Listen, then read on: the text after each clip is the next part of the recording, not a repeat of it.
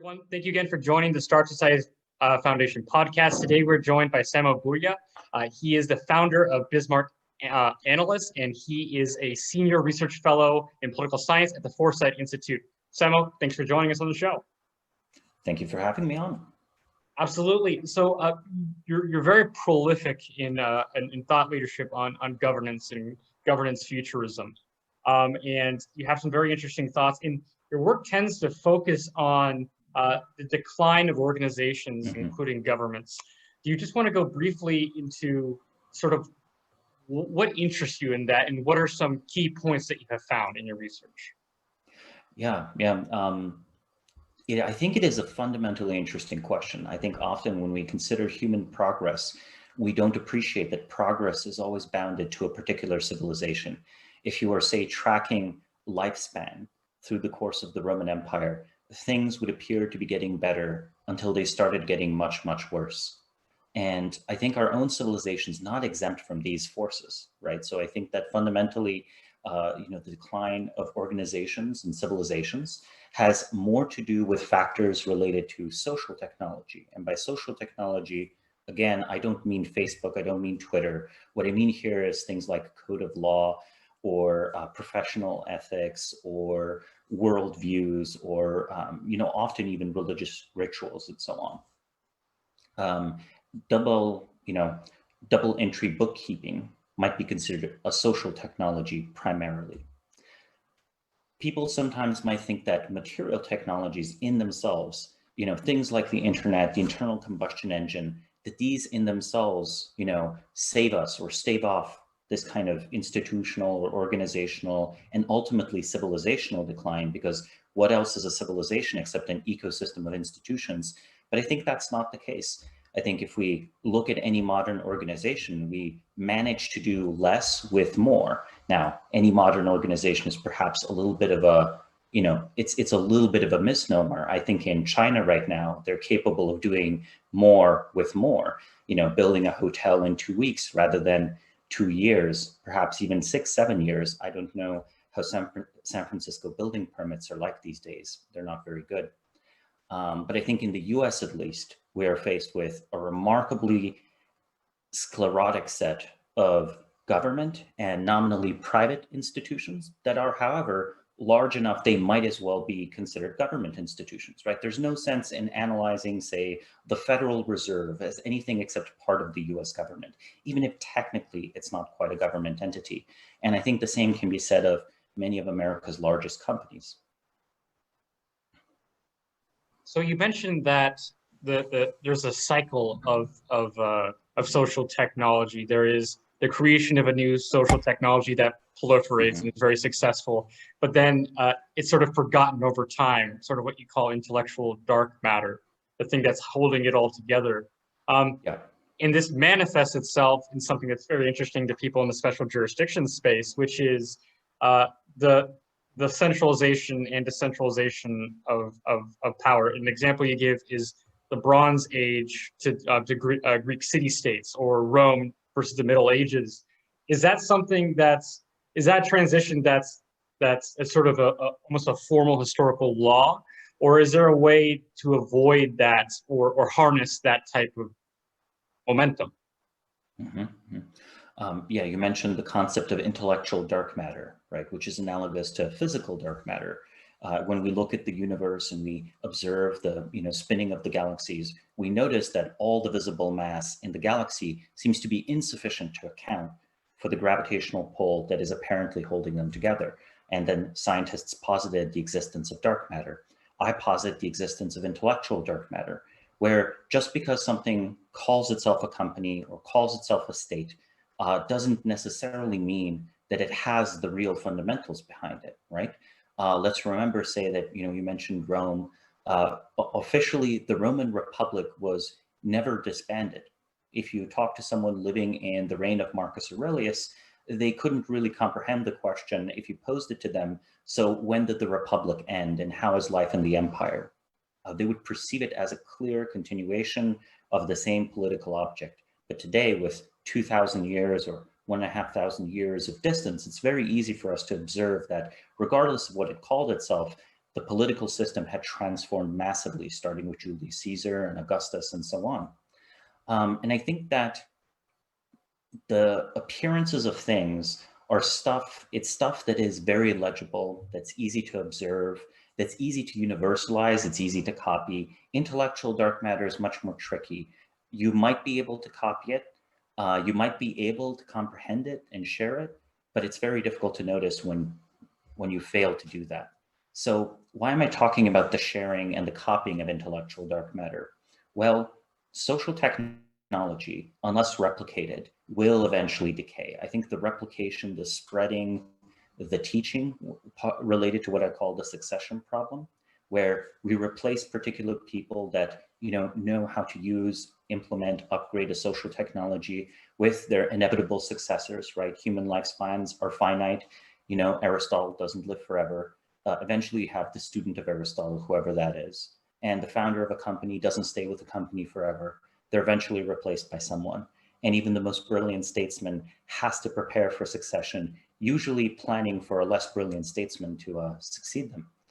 And, unless succession is solved through the exact replication of the social technology in question, inevitably the appearances are all that remains and the substance evaporates away. So I think it's certainly possible to fight this. I do think it's very much like entropy in the physical world. It's almost unavoidable some decay happens, but new growth can always overwhelm decay.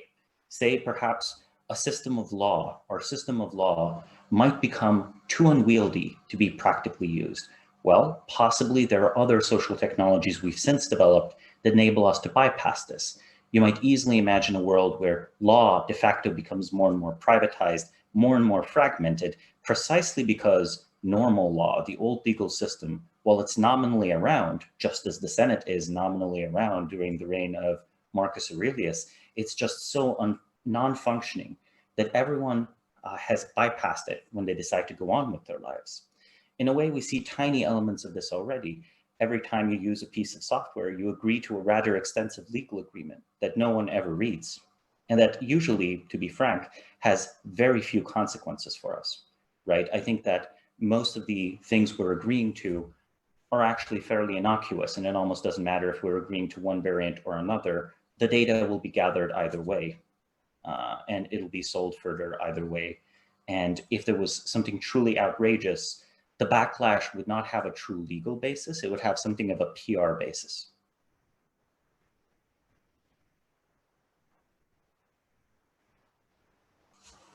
Oh, I think your microphone is off. I'm sorry.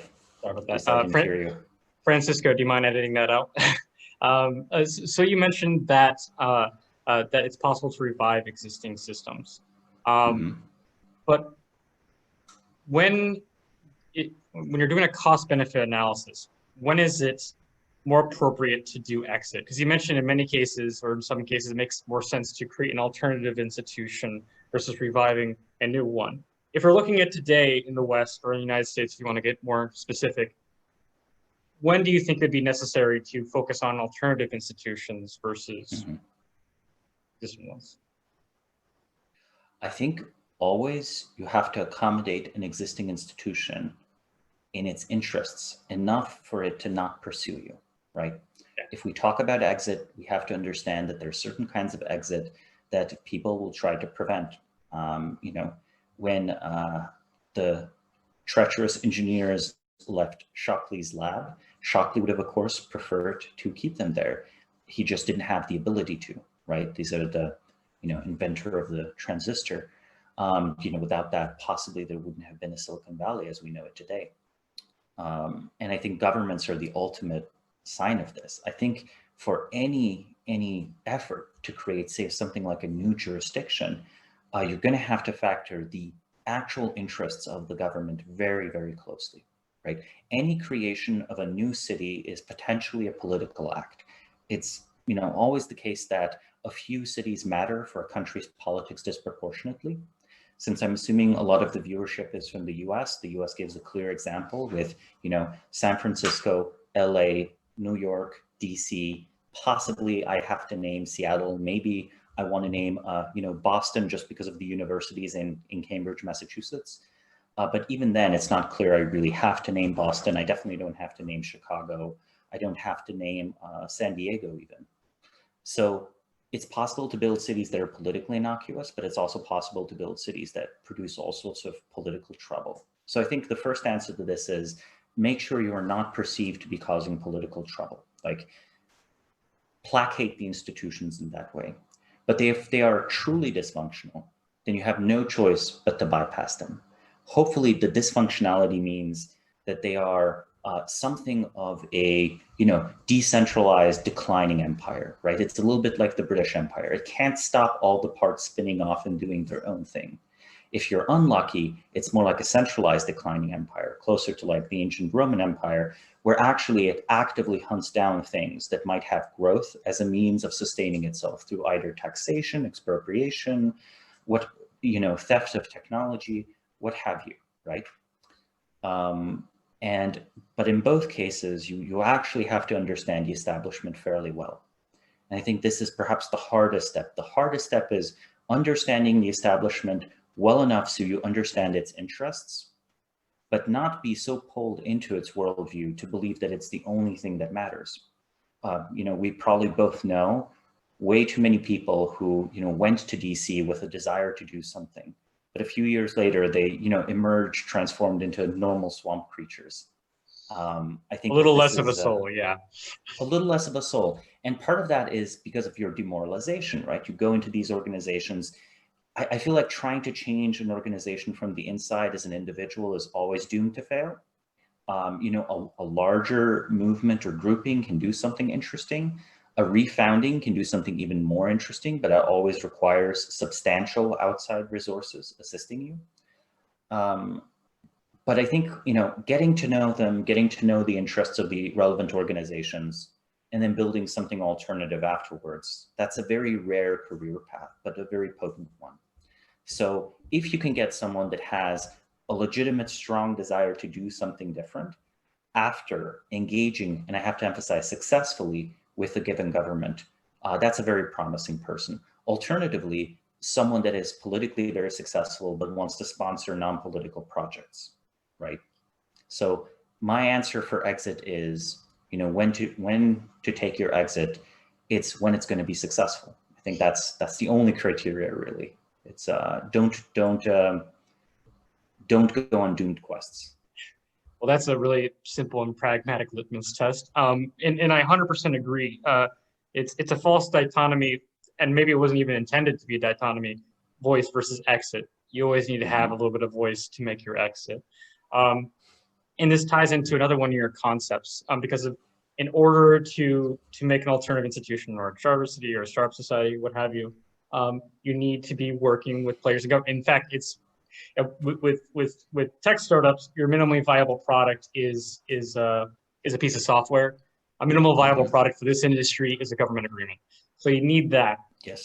And this ties into your concept of live versus dead players, and I'll let and please explain that. But essentially, live players are people that you mostly want to be working with, that would be willing to try this experimentation. But I'll let you explain that a little bit further. Mm-hmm. Yeah, live and dead players, it's an evaluation whether an individual or a small group of people, are they working off a pre-existing script that they are completely married to? If so, they're essentially dead players. Now note, dead players can still be, very successful, wealthy, influential, what have you. The only thing that means is they are not adaptive to the state of play. Imagine that you're playing, a game of chess and the opponent is just reading their moves off of a sheet of paper.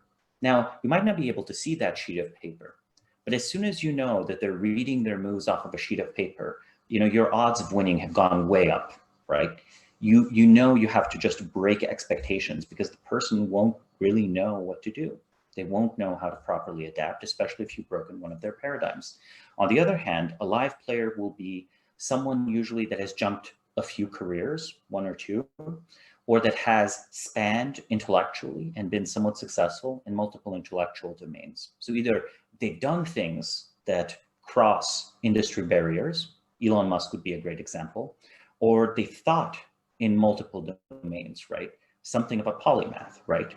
There used to be There used to be people like this. A classic example intellectually might be von Neumann. This is, again, still I have to emphasize the distinction between this and someone just being very smart or very active. The script breaking is the most relevant test. If someone is just the best VC and all they've ever done is followed the VC playbook, they might still be a dead player. So the reason, as you stated, why you might wish to work with a live player or identify who is a live player is there's no existing government playbook for, you know, a mid-ranking bureaucrat in either a first world or a third world country.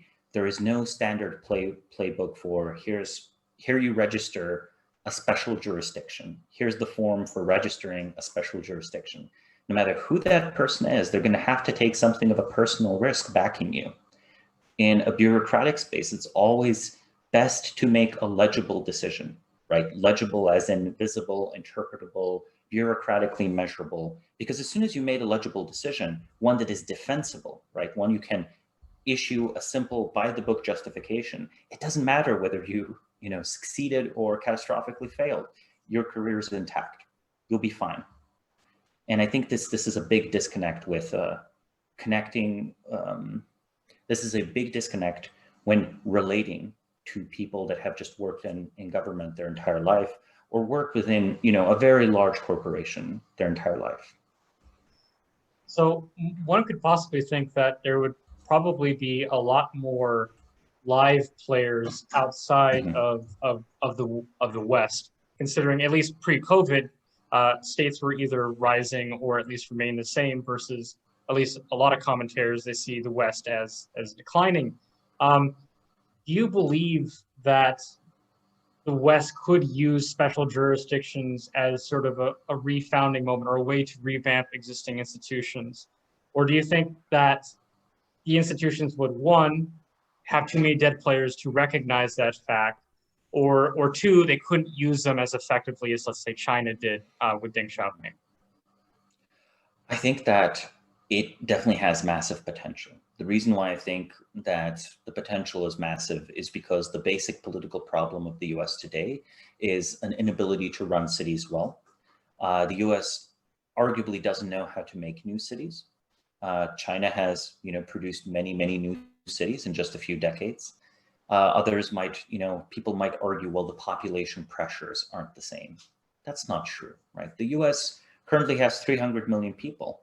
50 years ago, it had 200 million people. Even if we only pick the US, where the argument about relatively stagnant populations might apply better to Europe, but even within Europe, right, what is the Polish population of London? Were you to try to make, say, the European Union a real strong, civilizational, lasting political project, I think Europe would need more than nations. Europe would need truly European cities. I could only wish for a US federal government intelligent enough and flexible enough to understand its need to catch up with China. Yes, catch up with China. If we don't start thinking about catching up with China now, in 20 or 30 years, when in fact they'll be ahead, it'll be far too late. We have to see that currently the derivative is bad for us in the relative sense. And we have to start planning our comeback, essentially. Right? So I can only wish for a US federal government or a European Union Commission far-sighted enough to make use of these. Now, will such a political object, will such a bureaucratic object come to be? It's not clear, right? Even if you say could convince Boris Johnson that, say, England needs another city, could Boris Johnson, as infamous a populist as he is, as difficult as he allegedly is for the bureaucrats, could he get that through? It's not clear, right? So the political mandate from democratic politics seems to not be there. On the other hand, the civil service and the defense establishment and so on does not yet see a crisis. So I think it's possible to have live players that would pick this up. I would perhaps focus on maybe the state of Texas, maybe, especially if it's willing to do relatively interesting things to change itself politically for the future, or small European countries. Consider, say, Estonia, right? Eastern Europe is filled with new countries. These are, of course, cultures that have centuries and millennia of tradition, But many of these states, in fact, had a full-on ban for former members of the Communist Party participating in government. This resulted in an almost complete rupture in the state. Today in Estonia, there's almost no one with a significant political history working in the Soviet Union. And because of that, Estonia behaves much as you would expect from a newly created country, even though it exists in a territory that's been governed for centuries, with strong examples such as the use of e-citizenship and generally very low overhead and very high development of these digital services. It's very difficult to roll out digital services to replace lots and lots of government bureaucrats. You know, they have jobs already, they don't want to lose their jobs, no one wants to be technologically unemployed. But in Estonia, there was suddenly a desperate need to develop new state capacity, so they might as well do it in a more efficient way. So basically the answer, and hopefully I'm not oversimplifying this, is that things just need to hurt a lot more for it to happen. Well, for the big players, again, the small players, right? The Eastern European countries and possibly the state of Texas might be interested enough in changing their internal political structure. I think for the US federal government, I don't see much hope. And I explained why. You know, it doesn't matter whether it's, you know, Bernie Sanders or whether, you know, Trump runs again in 2024 or some super strange political figure emerges. We've seen strong evidence that the elections don't matter and that essentially, you know, the politics of the country is kind of set. Yeah, and the reason I mentioned that simplified language is the reason that Estonia went that such drastic route is precisely because of the Soviet Union collapsing. Yeah, exactly. And they also had a security issue. Note, Estonia has to be a success. Otherwise, it's in perpetual danger of being reintegrated into Russia. And that is not an idle, you know, risk. Consider the reintegration of Crimea into the Russian Federation just a few years ago. So perhaps a big enough security challenge can cause countries to think seriously. For example, you know, whatever one thinks of Israel, I would not be shocked if Israel was open to charter cities. It's kind of a charter state. Yes, yes. I mean, there's an interesting question, which places one should pursue. I mean, there are arguments to be made that the Kingdom of Jordan might be promising as well, for similar reasons. Some people have tried with refugees, actually, so that's definitely around. It has a large refugee population. The royal family is both powerful and intelligent, Western educated, personally ambitious. The country is investing in education. They actually don't have a lot of oil. That's the important thing. This means they don't have a crutch.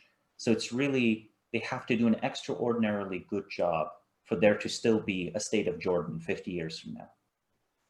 I like your thought about the security threat because of a lot of ultra competitive startup societies or startup states like Singapore or Liechtenstein. Singapore was at the behest of a bunch of different powers and it had to have its own defense. And now that you see the United States retreating from Europe and leaving Europe at its own devices, perhaps there'll be sort of a mentality that Europe has to provide for its own defense and it has to find other forms of sovereignty. It can't rely on the whole bloc to support itself economically, that they have to provide more innovative ways of doing so. It certainly is the case, right? And for a state like Singapore, you know, their policy is very much one of balancing the interests of the great powers that surround them, right? It's a small city state next to the Straits of Malacca. And for the US is perhaps the more analogous position is the United Kingdom a few centuries ago, where they pursued a diplomatic policy of splendid isolation, where note splendid isolation does not mean you don't participate in the Napoleonic Wars.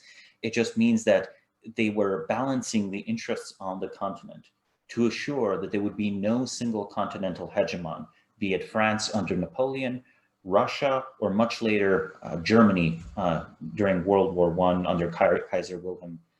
And the US could pursue such a strategy. It could work with India, help it advance its technology, maybe, you know, even open an alliance with Russia as long as China is strong. When China is, you know, weakened in the future, maybe they work with China to, you know, bypass the United Kingdom. That kind of flexible foreign policy is what's needed, not just of a city-state, but of a great power that's no longer the hegemon. And I think that is going to be a painful and difficult transition for the US. You can afford a fixed foreign policy, right? When you're Rome, you really don't need to think about the barbarians very much. But when you're Byzantium, all you think about is the barbarians. So I think what we did right now is just gone over some macro trends, but a huge part of your work, in fact, the foundational part of your work is actually incredibly individualistic. And that's great founders theory. And the reason I bring this up is because of the case of Singapore. Obviously, everyone points to Lee Kuan Yew as the great founder. Can you sort of explain great founders theory and how that might relate to special jurisdictions? Yeah, great founder theory is the proposal that the ultimate origin of social technologies come with these individuals that introduce them to societies, right? An example of a great founder might be, say, Alexander the Great, not because of his conquests, right? I would not count Genghis Khan as a great founder, but because of the political, economic, and social system he introduces in the states he conquers. Similarly, you could say something like this about Napoleon, where the Code Napoleon is spread all over Europe, replacing older feudal laws with this new French-derived law, right? This continental system. We could list many other historical examples, such as Charlemagne, Peter the Great, who westernizes Russia. And yes, I think Lee Kuan Yew is certainly the creator of Singapore as we know it, right? There's no question about it. I think he applies the British civil service to a multicultural society where it's no longer administered by the British, but is administered in the British traditions. And he manages the very, very difficult task of like unifying this into a coherent society and setting up a political structure that I have to credit to him, where electoral politics do not lead to identity-based divisions. What is good to remember about Singapore is in the 1960s, it had race riots just as the US had race riots. It's 2020, Singapore does not have race riots, America does, right? So we shouldn't underestimate the social engineering involved in solving these tensions.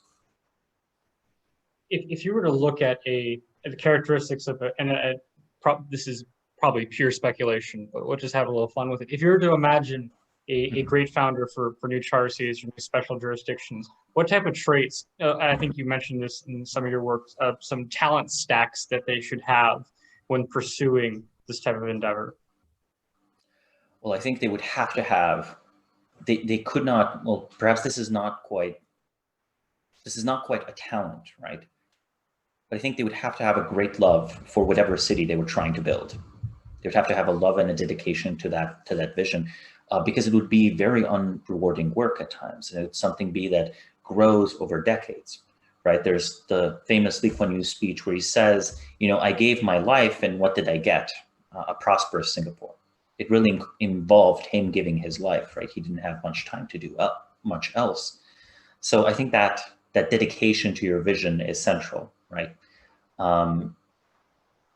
But politically, it's not quite pragmatism. I wouldn't describe it necessarily as pragmatism, though some might. There's something like a willingness to work with very different factions with a clear understanding of those factions on their own terms. To again call back to Lee Kuan Yew, when working for the independence of Singapore, he allied with the Communist Party of Singapore. If you're a revolutionary during the Cold War and you try to carry out an independence struggle with the aid of the Communist Party, this usually doesn't work out well for you, right? Usually the communists end up in power. There are two exceptions to this, right? There's Lee Kuan Yew and there's Ayatollah Khomeini. So you have to be at least yay tall if you want to, work with revolutionary parties with these extreme ideologies or something like this, which was perhaps necessary in the colonial struggle. So there has to be a good understanding of any political enemies on their own terms, and also an understanding of when these political enemies can be temporary allies. So perhaps realpolitik applied to city politics. This might involve figuring out what is the actual patronage structure of the country I'm working with or the city I'm working with. Where are the kickbacks going from, say, corrupt construction? Erdogan in Turkey basically sponsored his political campaign and rise within the Turkish state through essentially these, mildly corrupt deals that he got, his relatives and his political allies when he was mayor of mayor of Istanbul, right? Istanbul being Turkey's by far largest city, politically super important, and has, very lucrative construction projects. So let's call it city realpolitik, a dedication to their vision. They need to have a fairly good understanding of mechanics, right? Various kinds of social mechanics like mechanisms, right? Don't miss the fine print. Understand what is the outcome of gathering 10 people in a room and telling them to vote, right? Another one, I think reading people is perhaps useful and irreplaceable. So yeah, I think these four traits would be quite sufficient for significant city reforms anywhere, but in the context of creating a new jurisdiction might be enough for creating a new city altogether. So this brings up an interesting point, and this kind of ties into your thought about intellectual dark matter. And it's the idea that there's social mechanics or unwritten rules that need to be obeyed to do something at this level of difficulty. It might be perceived as an argument that startup societies or charter cities are best pursued by individuals that come from the culture, and that ones that are coming from without have a much more uphill battle. Would you say that that could possibly be a conclusion? Well, I think something very similar to what I said about Washington, D.C. applies here, where you have to be both the ultimate insider and the ultimate outsider. If you are so much an insider that your values and aspirations are indistinguishable from your neighbor, then you're going to spend most of your time keeping up with the Joneses. You're going to take the same career moves, the same branding moves, the same type of ideas, and then there's really no point, right? There's no counterfactual difference that you're making. You have to know the culture well enough to be 1 foot in, and you have to be 1 foot out, either in a different culture. One could argue that this is why immigrants, extremely entrepreneurial immigrants, do so well when they come to the US. It's because they have a vision of a different society, right? Because they lived through it. So either have a foot in another culture, not just the culture where you're trying to build, or be sufficiently creative or idiosyncratic individual, right? We previously mentioned again Lee Kuan Yew. Lee Kuan Yew studied in Britain. He knew more societies than just the Singapore of his youth. And perhaps, Elon Musk knew South Africa, and almost every project that you can see, him working in the US today, would be quite useful in South Africa. I can certainly imagine the Cybertruck driving down the streets of South Africa with its, bulletproof windows and so on. I think there's also a proverb that a person is always rejected in where they grew up. So they always have an uphill battle there. Yeah. No man's a prophet in their hometown.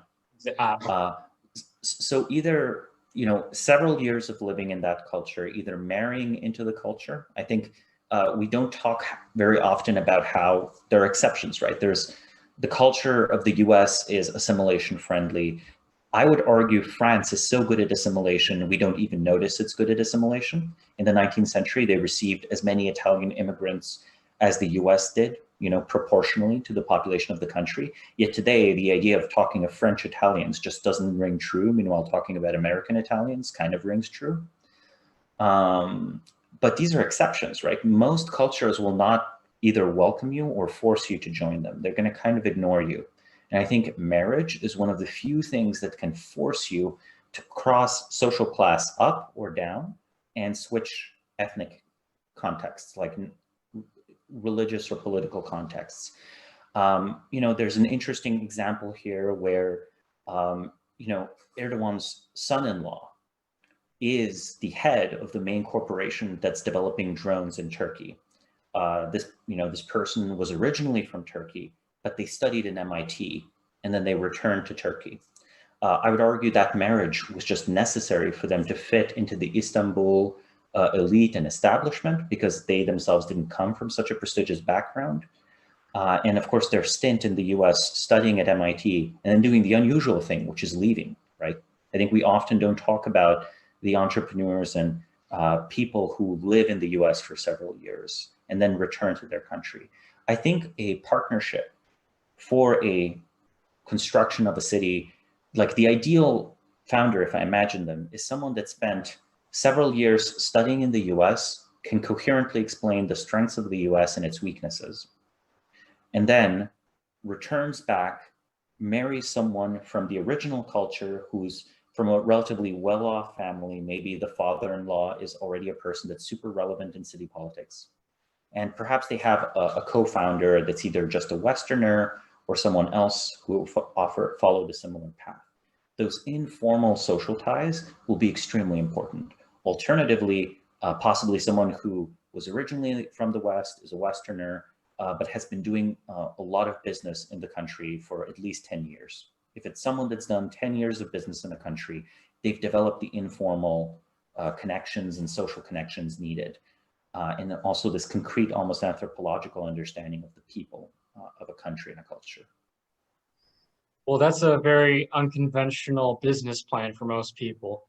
It is. But again, ask yourself, would a South Korean businessman or a Chinese businessman balk at the idea of marrying the right person for business? They wouldn't, right? This is hardly unprecedented in the modern world. It's just unprecedented for Westerners used to thinking in a very individualistic way, which can only happen because of the institutions that surround us. Interesting. And it calls back to a very key part about this type of work.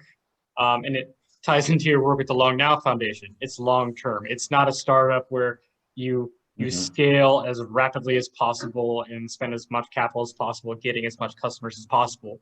You have to spend, in your view, at least a decade building up the foundations before you move forward there. So I guess a key part of being involved in special jurisdictions is one is becoming educated and having people skills to build the foundations, but also to build a following and to build revenue in the interim. You're someone who is, fairly prolific in terms of being a thought leader and building a readership. What do you recommend to startup society entrepreneurs that are in this initial stage and they're trying to build up that momentum to begin the jurisdiction? I think it very much depends on what kind of organization you're working with. If it's the kind of a nonprofit, it might just be very wise to pursue a relatively conventional public intellectual career. If you can swing it, right, it requires certain talents. If it's a more straightforward for-profit, I'm going to make this happen move, I really, really recommend familiarity and native fluency in at least one subculture, one economic niche social class where fundraising is possible. So either experience in VC, experience in more traditional finance, experience in banking, previous work with export-import businesses on a big scale in the relevant country. There is one interesting country, for example, where would I expect the export-import business to actually apply fairly well? If someone right now was trying to develop a new port city for Ukraine, that would be a great jurisdiction to work with. Why a new port city? Well, they lost Crimea. And of course, they hope to get Crimea back, but that can wait for decades. So there's an opening there, right? And it's a massively underdeveloped country. It's less relevant if shipping is not yet very well developed in the country, or if there's no real need for shipping. And it can be very difficult to convince, say, people in venture capital to invest in non-technological investments that have very good returns over a 20 or 30-year time period, because the window of responsibility to their LPs is much, much shorter. Still, though, you could have people who are culturally VCs, but have since retired from it, having made very good money, and are now open to doing other kinds of investments. So I think familiarity with this, like raising funds, that's irreplaceable. And the second thing that's irreplaceable is some experiences with city governments or national governments, right? And I guess maybe this isn't something you've thought about, but So pursuing that experience is my advice if you don't already have it. It sounds funny, right? But perhaps the best way to get a charter city started isn't to just go start a charter city. It is to work 2 or 3 years in a relevant position in one of these subcultures. That's very unpopular advice for anyone who's been to Silicon Valley, but I think you might be right. Yeah. Interesting. Well, and so there's the learning aspect and there's the communication aspect. We talked about identifying live players in order to make the necessary partnership, but how do you communicate this idea to the relevant stakeholders? And I guess there's two main stakeholders at the get-go. There's the government, and then there is capital. Like you said, some capitalists have very different economics, so explaining to them in terms that they understand might be difficult. And in terms of government, the idea of a private provision or a startup government sounds either ludicrous or dangerous. Yes. What would be it? I guess there's two different ways to communicate with two different groups, but at least for one of them, what would be a good way to communicate the idea of special jurisdictions to them? This very much depends on the country in question. I think the correct way to communicate it, I think many approaches have already been tried, right? Like, you know, it's very difficult to promise a country that they're going to have a Hong Kong of their own, especially now that Hong Kong is no longer what it once was. It's, you know, still a wealthy city, but its autonomy is now questioned. I think perhaps if the country's history already involves some cities like this, for the US, I think I would, you know, point to the creation of many American cities, or point to, say, you know, the Disney Corporation receiving all of the city permits and so on to develop its property in Florida to be what it is. You know, they have many provisions, many things they could do. For example, they don't have to ask the state of Florida to set up a nuclear reactor, right? You know, Really? Today, the idea of, it's in the provisions. Today, the idea of an amusement park being powered by its own nuclear reactor sounds fanciful. But in the 60s, it was like, okay, this is straightforwardly going to be part of the future. We're just future-proofing this because we want to help the state of Florida develop properly. I actually lived in Celebration, Florida, so I'll tell some of my friends back home to actually pursue that. That'll be very interesting. Yeah, okay. So it's mostly, most of the residents there are, I think, currently employees of Disney, right? Yeah, I mean, well, Disney's no longer part of the project. They sold it Disney sold it to a private equity firm because of they said there's easier ways to make money than running a city. Yeah, this is true. But then there are easier ways to make money than running a forestry. Yet, on the scale of 100 years, forestries had consistently the best returns of all investments, right? Really? They weren't very variable. Yeah, in Europe. If you had money in 1900 and you wanted to make sure that your descendants would have money in the year 2000, you better hope a lot of your portfolio is in forestries. And I guess this ties into your work about the Long Now Foundation. How do you make people think long-term, think about building cathedrals that go far beyond you and you'll never see completed, or creating special jurisdictions, or I guess, you know, large nature reserves to harvest trees? How do you make people think that way again? I think there are several ways to do this, and there are different technologies that enable this, like social technologies. I think one of them can be a sentimental or emotional connection to a particular region, right? That inspires a lot of environmentalist activity. The other one is a desire for a legacy. Let's remember the Nobel Prize. The most notable thing about the Nobel Prize is that it's named after someone who is, you know, definitely an inventor, but you know, not a biologist, not you know, not quite a physicist, right? Alfred Nobel, famous for the dynamite business, reads an obituary that's condemning him, right? It's a false obituary. They had incorrectly called his death, and this shocks him so much that he, you know, goes out and creates this arguably best branded philanthropy effort ever, right? To change the associations with his name. And this is done successfully.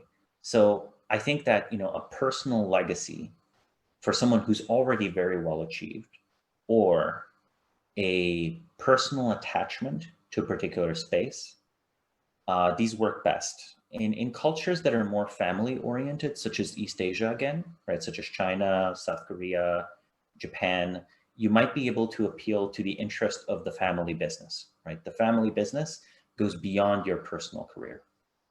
Arguably, this is also what's working in Liechtenstein's favor, right? There's an interest in the family businesses that go beyond just, you know, running the principality. They have several businesses that members of the family are invested in that are family businesses and that they maintain. Another one is ideology, but that could also be a toxic mix. Well, how long does your ideology last, right? If your long-term ideology, right, long-term oriented ideology is not itself long-lived, it can't really fulfill its purpose, can it? No, that's true. We should remember that the 20th century turned out to be longer than, you know, any single Marxist-Leninist regime, and Marxist-Leninists themselves were quite convinced that they understood the laws of history and that they're re-engineering the future. Yeah. And by 1991, it was mostly over. I guess I was thinking more in terms of motivating power, maybe not staying power. People were motivated to see full communism, even though they did not get to see it. They might not live to see it. Yeah. I think there can be an ideological drive towards the larger interests of society, but you have to be very careful with that, right? I think ideologies are often too free-floating, right? It's possible to interpret anything within the framework of an ideology with enough flexibility. So socialism with Chinese characteristics. Of course, right? Yeah. And you know, there's this wonderful advert that's an American one, The Shape of Freedom. What do you think is on this poster? A U.S. aircraft carrier, right? The Shape of Freedom. Okay, fine. I see your company wants to be the freedom company rather than the weapons company, right? So ideologies do interesting things, right? Very interesting things. They enable us to see ourselves in a more flattering light than is appropriate, or rationalize things. I do believe that ideologies are powerful. I think they can work very well for coordinating, you know, moderately sized intellectual groups of people. So if you wanted a few hundred people to, regardless of their organization, work on basically the same thing, a very persuasive, moderately intellectual ideology might be the ticket.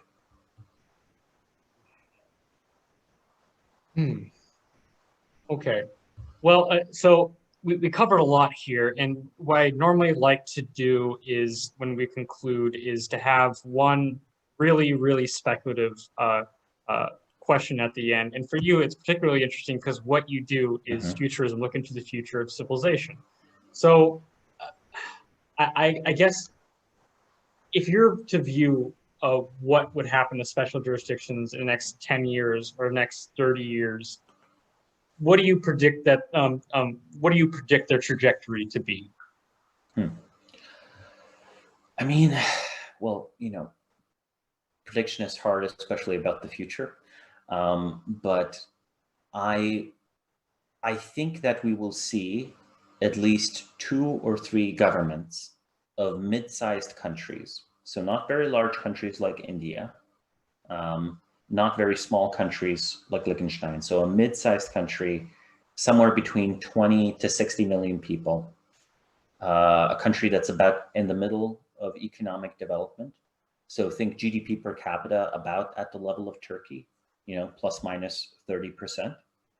I think we'll see 2 or 3 countries adopt special jurisdictions as a means of development and as a means to offer a genuinely interesting investment opportunity to Western investors while also accepting Chinese investment. So it's going to be a country that will try to balance the Chinese and American spheres, gaining as much as it possibly can from both, that will feel that it's politically strong enough that this doesn't just amount to giving the country away.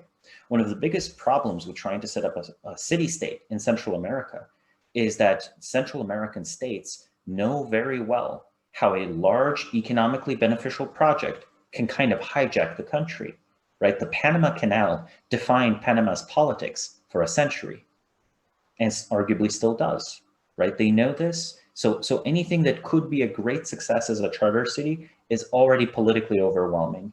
Meanwhile, if in Turkey you built a second city that rivals Istanbul, well, already the phrase rivals Istanbul shows that the country still has Istanbul going, the existing political elite. So I actually live near where Chiquita Bananas had their facilities here in Colombia. So that's definitely something that's very real to me. Well, that was a very specific and realistic sounding prediction. I'm going to save that clip and put it in a calendar for 10 years from now, and I'm going to revisit it. And I'll post it to the world if it's correct, not if it isn't. Don't worry about that. But Samo, thank you so much for joining on the show. It was a lot of fun. I think our readers are going to get a lot out of it. And yeah, everyone, make sure to check out his work. He has a personal website. Yeah, check out the Bismarck organization, and talk to you soon. Thank you for having me on the show.